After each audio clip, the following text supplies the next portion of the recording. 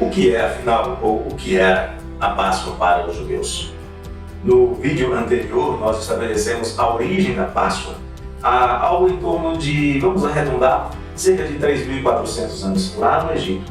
Trata-se de um grande ato de julgamento de Deus sobre o pecado, um ato de livramento para que Israel fosse então estabelecido como nação. Não há dúvida que a Páscoa se tornou a principal festa da história de Israel e foi fortíssimo elemento de identidade nacional e de unificação daquele povo ao longo de 2 milênios, 3 milênios. Vamos nos aprofundar um pouco mais e responder a seguinte pergunta: o que a Páscoa realmente significava para os judeus? A Páscoa é a maior das 3 grandes festas judaicas. A outra é a Shavuot, ou Pentecostes, 50 dias depois da Páscoa.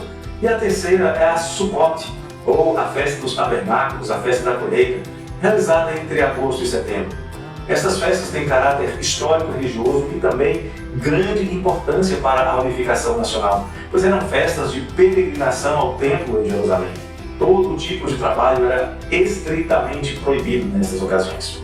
A Páscoa é comemorada na véspera do primeiro dos seus 8 dias com um serviço especial na sinagoga e um jantar cerimonial, um jantar familiar chamado Seder, cheio de simbolismo.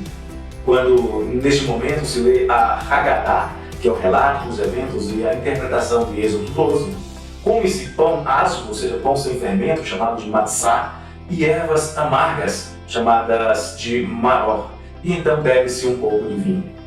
A Páscoa foi instituída em Êxodo 12, de 1 a 11, e Deus explica a Moisés que eles deveriam celebrar a passagem a data da Páscoa, ou melhor, do início da semana de preparação, chamada de Paraseh Pascal, no dia 10 do mês de Nissan, que no calendário hebreu, Nissan é o primeiro mês do ano, correspondente ao final de março e início de abril do nosso calendário.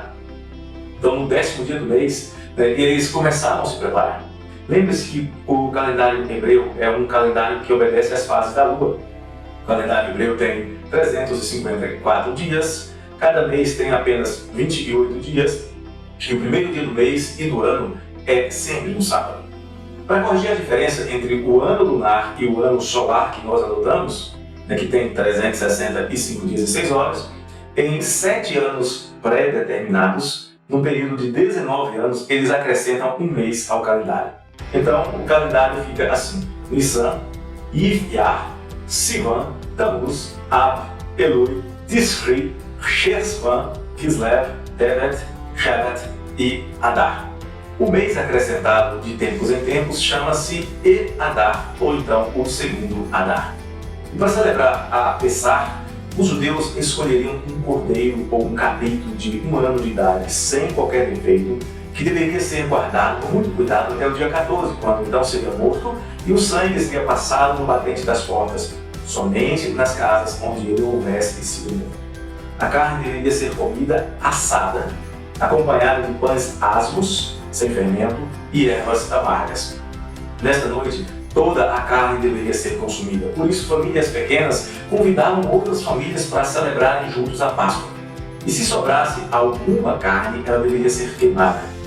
Para participar desta ceia, os judeus deveriam estar com pressa, de lombos cingidos, sandálias nos pés e cajado na mão, como quem vai partir rapidamente e não quer se atrasar fazendo preparativos de viagem. Ou, como também é o caso, como alguém que não deseja ser alcançado caso venha a sofrer uma perseguição.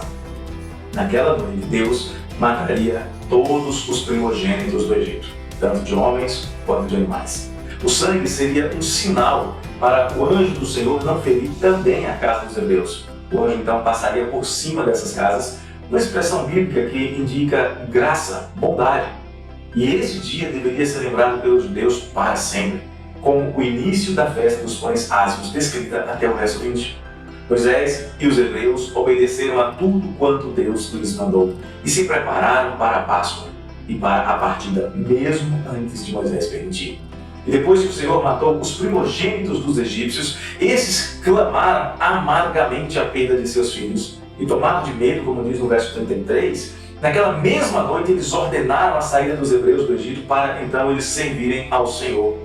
Os egípcios ficaram tão desesperados, tão desorientados, que deram também ouro e prata para os hebreus que estavam indo embora. Cerca de 600 mil homens adultos, entre 20 e 40 anos, mais mulheres, crianças e velhos. No total, talvez de 3 milhões de pessoas. este ouro e esta prata funcionaram como uma espécie de indenização pelo tempo que eles haviam servido como escravos. Com eles, com os judeus, também saíram um misto de gente, provavelmente escravos que se aproveitaram da confusão para obter também eles a sua liberdade. E a partir daí, o Egito passa a ser uma metáfora, um símbolo para a condição de servidão ao pecado ou mesmo o exílio, ambos sempre resultantes do afastamento de Deus na história de Israel. Podemos concluir então que mesmo aqueles hebreus estavam muito longe de Deus, pois acertaram com muita facilidade quando Arão. A partir daí, o Egito passa a ser uma metáfora para a condição de servidão ao pecado ou mesmo o exílio, ambos sempre resultantes do afastamento de Deus na história de Israel. Podemos concluir que aqueles hebreus, mesmo eles, estavam muito longe de Deus, pois aceitam com muita facilidade quando Arão constrói um bezerro de ouro e diz que aquele era o Senhor, o Deus que os havia tirado do Egito, o mesmo Deus que havia matado os filhos dos animais dos egípcios. Para os hebreus, então, o acontecimento foi mais do que um livramento da escravidão. Para os hebreus, a Páscoa tem um significado nacionalista, ali nasce a nação de Israel. Tem um significado espiritual, ali Deus mostra que só Ele é verdadeiro Deus e que os deuses da terra, mesmo os deuses dos poderosos egípcios, inclusive o próprio faraó, não são nada. Tem um significado inclusivo. Todos que participam da festa fazem parte do povo de Deus. Mas tem também um significado exclusivista. O estrangeiro não tem parte com Deus e com o povo de Deus. Para eles, o estrangeiro era o não circuncidado, o gentil. Então, na Páscoa hebraica, nós temos alguns símbolos que merecem ser estudados aqui rapidamente. Primeiro, o cordeiro deveria ser perfeito. Não se deve ofertar a Deus nada imperfeito, nenhum resto. Segundo, o sangue indica a cobertura de uma transgressão, está em Hebreus 9, 22. Os egípcios e os hebreus, como nós já vimos, eram igualmente pecadores, mas somente os hebreus estavam cobertos pelo sangue de Cristo, ou pelo sangue do Cordeiro. O sangue indica a cobertura de uma transgressão, em Hebreus 9, 22. Os egípcios e os hebreus eram igualmente pecadores, mas somente os hebreus escaparam da morte, porque somente eles estavam cobertos pelo sangue. As ervas amargas simbolizam sofrimento sobre os egípcios, mas também o resultado do pecado: sofrimento, amargura e dor. Os pães asmos, os pães sem fermento, simbolizavam pureza. O pão seria só de trigo, água e sal, sem qualquer elemento que mudasse as características essenciais destes elementos.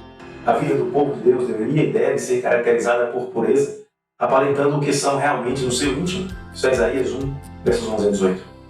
A pressa mostrava que Deus queria que o seu povo saísse o mais rapidamente da escravidão e do pecado. O fato de comerem vestidos para a viagem, ainda sem autorização de Faraó, indicava também que eles criam que Deus é maior e mais poderoso que Faraó e seus deuses. Era, na verdade, uma questão de fé em Deus. Assim como os judeus foram chamados para sair do Egito imediatamente, você também é chamado para crer em Deus, para crer em Jesus Cristo, o Cordeiro de Deus que tira os pecados do mundo, e crendo, entregar-se a Ele imediatamente, e então ser salvo. Se você gostou desse vídeo, clique aqui embaixo, se inscreve no nosso canal, ative o sininho para as notificações, divulgue entre os seus contatos, faça com que esse conteúdo chegue a outras pessoas. Um abraço do coração do pastor.